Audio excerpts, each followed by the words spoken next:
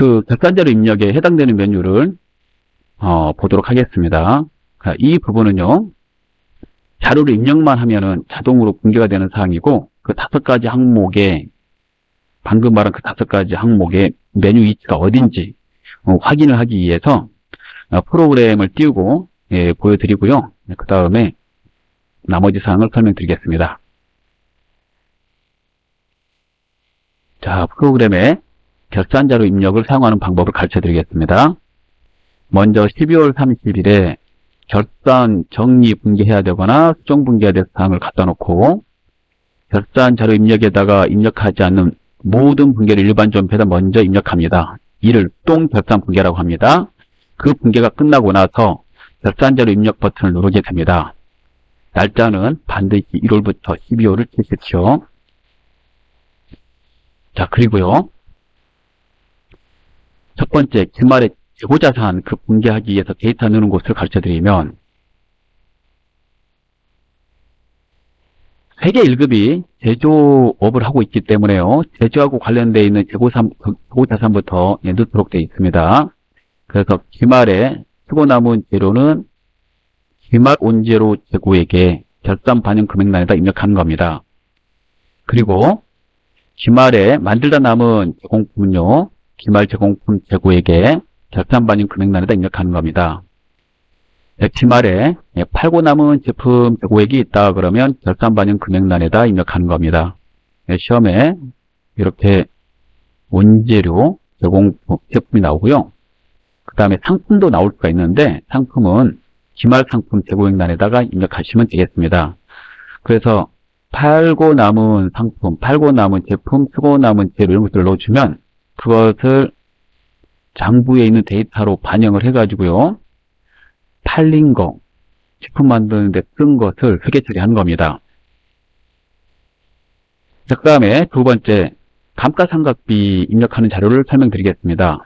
그 감가상각하는 자산이 만약에 제조하고 관련된 것이다 그러면 경비에 제품 매출원가의 경비에 일반 감가상각비에 해당되는 감가상각 자산 선택하시고 결산 반영 금액에다 넣으시면 되겠습니다. 그런데 그게 판매 관리 쪽으로 쓰고 있는 그러한 감가상각하는 자산이다 라고 그런다면요, 좀 아래로 내려가시면 판매비와 일반 관리비가 있고, 거기 쪽에 좀 보시면은 4번에 감가상각비라고 있습니다. 여기에 해당되는 감가상각해야 될 그 금액을 입력하시면 되겠습니다. 그리고 무형자산이라면 그 밑에 보면 무형자산 상각비가 있으니까요, 해당되는 무형자산을 선택하시고 결산 반영 금액에다 입력하시면 되겠습니다. 그럼 대손충당금 설정과 관련해서요, 대손충당금 설정과 관련해서 결산자료 입력 버튼을 이용하면 상당히 좋은데요, 대손충당금 설정을 하고자 한다면 채권 잔액 확인하고 거기에 곱하기 대손추정률 빼기 대손충당금 잔액 이렇게 해서 계산해서 회계 처리해야 되는데, 그 계산을 프로그램에서는 상단에 F8 대손상각을 누르면 자료를 다 가져다 놓고 이거 확인해보고 맞는지 해서 반영하도록 되어 있습니다.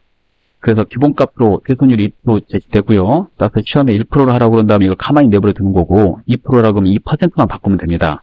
나머지 잔액은 다 가지고 와요.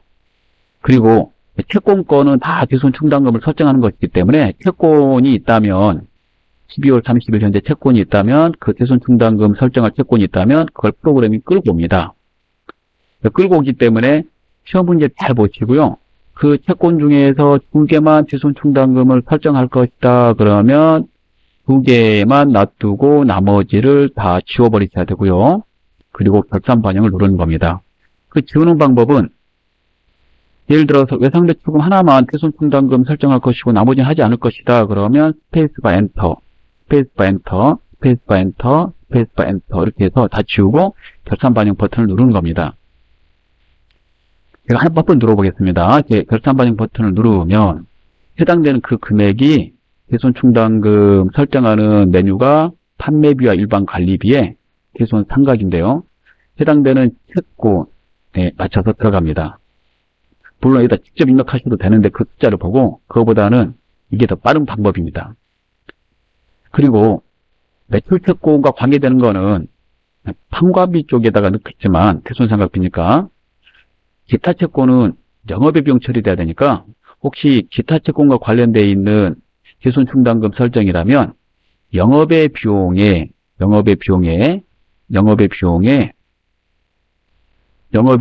기타의 대손 상각 이 부분에다가 입력하는 겁니다. 프로그램은 자동으로 여기다가 넣게 됩니다. 참고하셔야 될 거는요, 만약에 대손 충당금을 설정하는데 설정할 그 금액이 음수다라고 그런다면, 즉 음수라 하면 설정할 금액보다 남아있는 충당금 잔액이 많을 때 음수로 계산하면 음수로 나오게 됩니다. 즉 채권 잔액 곱하기 대손 추정률 빼기 대손 충당금 잔액했는데 대손 충당금 잔액이 많은 거죠. 그럴 경우 이 음수로 회계 처리하시면 시험 보실 때는 오답 처리를 합니다. 따라서 음수로 회계 처리할 수 없기 때문에 이 부분은 이 결산자료 입력 버튼에서 음수로 나와서 처리하려고 그러면 처리하시면 절대 안 되겠고요. 따로 일반전표 입력에 가셔서 다음과 같이 수동으로 분계하셔야 됩니다. 그래서 여기 써놨죠. 당구장 표시에서 이 분계를 잘 외워두시면 되겠습니다. 자, 그 다음에 퇴직급여 충당부채 설정은요, 그 직원이 생산직 직원이다 그러면 노무비의 퇴직급여란에다 넣는 겁니다. 퇴직급여란이라고 그랬어요. 잘 보고 넣으셔야 되고요.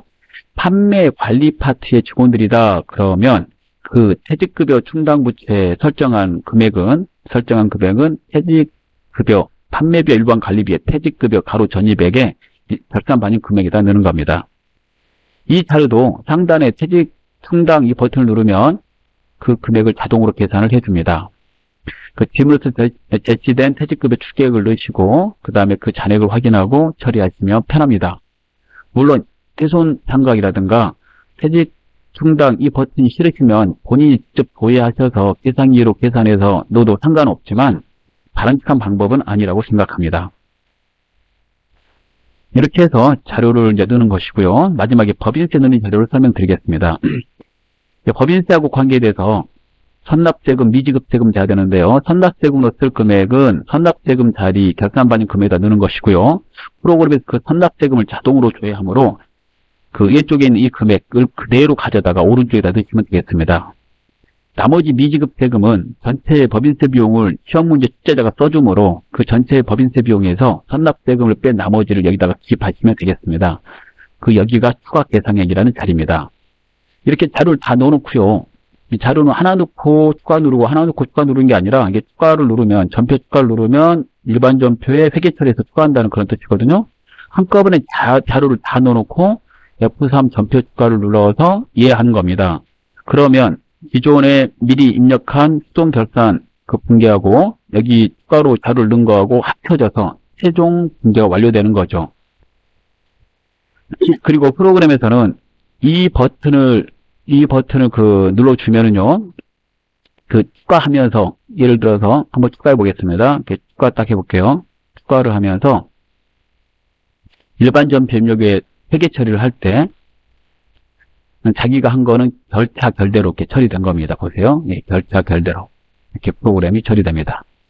그래서 결차하고 결대는 각산시대 사항자는 그 회계 처리다라고 말한 게 이 부분 때문에 그렇습니다. 예, 수동분계를 이렇게 하실 때 차변 대변 12월 31일자로 이렇게 단기매매증권 평가하고 외화 평가하고 이런 건데요. 이게 차변 대변 이렇게 시험 보실 때 넣으시면 되고 이걸 결차 결대로 넣어도 되지만 5번, 6번 넣어도 되지만 시험 보실 때는 3번, 4번으로 넣으십시오. 그렇게 처리하시면 되겠습니다. 자, 이렇게 해서 작업이 끝나면 그 다음 단계로 진행이 되는데요.